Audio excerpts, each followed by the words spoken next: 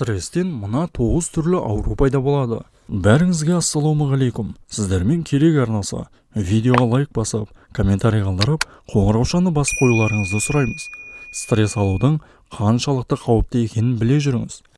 Медицина мамандары барлық дерттің дендеуіне жүйке себеп болады дейді. Әсіресе ұзаққа созылған стресс бүкіл ағзаңызды улап әлсіретеді. Салдарынан адам аурушаң күйге түседі.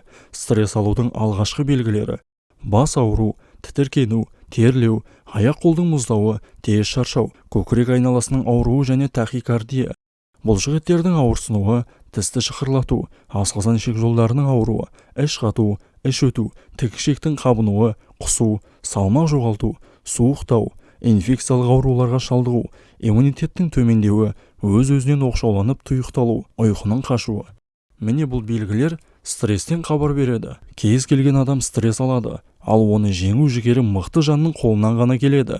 Десе де, стрессті жүк секілді арқылау жақсылыққа жетелемейді. Керісінше бір емес бірнеше аурудың ағзаңызды жаулауына жол бересіз. Сонымен стресстің кесірінен қандай аурулар белең алады екен? Ұйқының бұзылуы. Түнгі ұйқыға жата салып, ұйықтап кетесіз бе? Әлде неге мен бұлай етпадым? Неге мен оны жасамадым? Неге олай?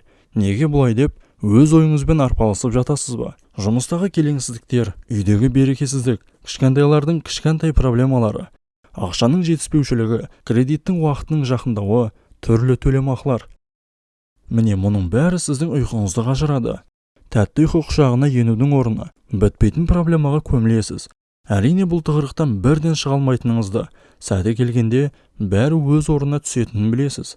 Алайда бәрінің тезірек болғанына асығасыз. Санаңызды шарпыған сан ойлар миыңызға, арқаңызға жүк болады да, нәтижесінде стресс алғаныңызды байқамай қаласыз. Ас қорыту жүйесінің бұзылуы, стресс, гастрит, язвалық жара, ішектің зардап шегуіне әкеледі. Арамыздағы көп адамдар стрессті тамақ жеу арқылы жеңемін деп ойлайды. Сөйтіп бір күнде 3-5 рет емес тынымсыз тамақтанып жатады. Арасында тәтті тоғаштар да, торт та желінеді. Мұндай тамақты қорытылмаған ас қорыту жүйесі өз кезегінде жұмысын дұрыс атқара алмайды. Жүрек ауруы, эмоцияға берілу жүрекке зардабын тигізеді. Адам қатты ашуланған кезде жүрек соғысы өзгереді. Бірде қатты, бірде баяу соққан жүрек ауруға шалдығуға бейім келеді. Егер жүректің саулығын сақтағыңыз келсе, сабырлықты серік етіңіз. Несеп жүйесінің жолдары, несептің уақытында шықпауына стресс себеп болады. Оған қоса, бүйрек ауруларының салдарынан несеп шықпайды. Егер сіз зәрді уақытында шығара алмасаңыз, немесе шыдап жүре берсеңіз, зәр құрамындағы бактериямен бірге керісінше бүйрекке барып құйылады да, бүйрек ауруына шалдығасыз. Ішімдікке салыну. Стресс алған адам сөзсіз ішімдік пен темекіні серік етеді. Күйінгеннен ішіп жүр деген жұбаныш сөздің соңы ішімдікке беріліп кетіпті деумен аяқталады. Сондықтан да санаңызды жаулаған стрессті арақпен емес, таза сумен жуыңыз. Жүйке аурулары: бірден ашулану, жұдырық ала жүгіру, көз жасына ерік беру, күйгелектену бәрі стресс алудың салдары. Жүйкеге тыныштық сыйласаңыз, еркіңізден тыс ештеме болмайды. Ашуды ақылға, шыдамсыздықты сабырға жеңдіріңіз. Сонда өзіңіз стрессті жеңесіз. Стресстің салдарынан жөтел, қышыма, астма, экзема секілді ауруларда белең алады. Аты аталған аурудың алдын алып, жаныңызға тыныштық сыйлау өз қолыңызда. Ол үшін стресске жоқ деңіз. Стрессті қалай жеңуге болады? Ұйқыны қандыру. Зерттеушілер стресске түсу ең алдымен ұйқының бұзылуына әкеледі дейді. Сондықтан стрессті жеңудің бірінші қаруы ұйқыны қандыру екенін біліңіз.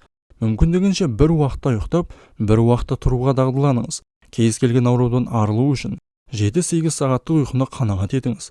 Ұйқыға жатар алдында теледидар көрмеңіз, телефон шұқыламаңыз, мейлінше жарықты сөндіріңіз. Сонда ұйқыға құшағына алаңсыз енетін боласыз. Физикалық белсенділікті оятыңыз. Сізге міндетті түрде спорт залына барып, бәленбай шақырым жүгір демейміз. Бастысы жүрек қалауын таңдаңыз. Жаяу жүруді әдетке айналдырыңыз. Асықпай, аптықпай, секірмей, жүгірмей тек қана жаяу жүріңіз. Физикалық жаттығу ағзадан эндорфинді жақсы бөледі. Ол өз кезегінде көңіл күйіңізді керемет көтеретінін біліңіз. Айналаңыздағы адамдармен араласыңыз. Ішкі проблемамен алысу стресске жол береді. Жалғыз қалып, ойыңызбен күресудің орнына көршіңізбен, туысыңызбен, айналаңыздағы адамдармен сөйлесіңіз. Ең жақын адамыңызға ішкі жан сарайыңызды ақтарыңыз. Құпияңызбен бөлісіңіз. Жүгіңіз жеңілдейді, көңіліңіз көтеріледі, тығырықтан шығатын жол табасыз. Дұрыс тамақтаныңыз. Тамақ ағзаның саулығын арттыратын бірден бір ем. Оның дұрыс, құнарлы әрі таза болғаны маңызды. Құрамы минералға, дәрумендерге бай тағамдарды тұтыну арқылы денсаулығыңызды жақсартады. Теріңізді жасартасыз, әрі стресс алудан сақтанасыз. Құрметті көрермендер, видеомызды соңына дейін көргендеріңізге алғыс білдіреміз. Видео ұнаса лайк басып, достарыңызбен бөлісулеріңізді сұраймыз. Денсаулығыңыз мықты болсын. Ешқашан стресске түспеңіздер.